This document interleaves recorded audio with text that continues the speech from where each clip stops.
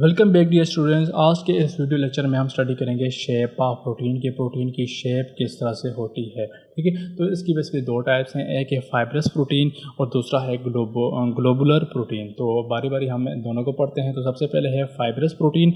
Fibrous protein क्या है कि इसमें जो प्रोटीन के मॉलिक्यूल्स हैं वो एक या एक से ज़्यादा पॉलीपेप्टाइड के चेन के ऊपर मुश्तमिल होती है, लेकिन वो लीनियरली अरेंज होते हैं। लीनियरली अरेंज से क्या मुराद है कि वो इस तरह सीधी लाइन में मौजूद होंगे। ठीक है, इस तरह आपको सीधी सी शेप के अंदर आपको वो मिलेंगे। ठीक है, फाइब्रस प्रोटीन जो है वो बिल्कुल सीधी लाइन के अंदर होंगे। ठीक है, और वो वाटर के अंदर इनसॉल्युबल होंगे, यानी कि वाटर के अंदर डिज़ोल्व नहीं होंगे। ठीक है, और कुछ जो हैं कुछ तो शीट लाइक स्ट्रक्चर भी बनाएंगे। ठीक है, जैसे आपके पास एक पेपर शीट होती है उस तरह से बनाएंगे, लेकिन होंगे वो लीनियर अरेंजमेंट में, इसलिए हम उन्हें क्या कहेंगे, फाइब्रस प्रोटीन लेंगे। ठीक है, अगर हम एग्जांपल लें तो केराटिन जो कि आपके बालों के अंदर पाया जाता है, आपके नाखूनों के अंदर पाया जाता है, इसी तरह आपके आउटर स्किन जो है उसके अंदर पाया जाता है।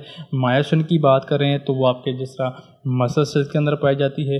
कोलेजन की बात करें तो वो तो आपकी बॉडी के अंदर इतने ज़्यादा मौजूद है, खासतौर पर वर्टिब्रेट्स की स्किन के अंदर, लिगामेंट्स, टेंडन्स, बोन्स, और आपके आंखों के अंदर जो कॉर्निया है वहाँ पे आपको कोलेजन प्रोटीन देखने को मिलती है। तो ये सारी क्या है, फाइब्रस प्रोटीन है। ठीक है, आगे हम बात करते हैं ग्लोबुलर प्रोटीन की। ग्लोबुलर प्रोटीन नाम से ज़ाहिर है कि ये या तो गोल होंगी यानी कि ग्लोबुलर होंगी या स्फेरिकल होंगी। ठीक है, यानी कि शेप तकरीबन इसके करीब करीब होगी। ठीक है, अब ये जो है वाटर के अंदर सोलेबल हैं।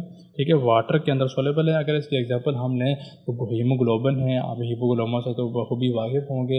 एल्बुमिन है जो अंडे के अंदर प्रोटीन मौजूद होती है। डिफरेंट किस्म के एंजाइम्स हैं जो कि ग्लोबुलर प्रोटीन है। एंटीबॉडीज़ वगैरह जो है ये सारी की सारी ग्लोबुलर प्रोटीन की एग्जाम्पल है। उम्मीद है आपको शेप ऑफ प्रोटीन जो है वो समझ आया होगा। अगर आपको कोई क्वेश्चन वगैरह तो नीचे कमेंट सेक्शन में पूछ सकते हैं।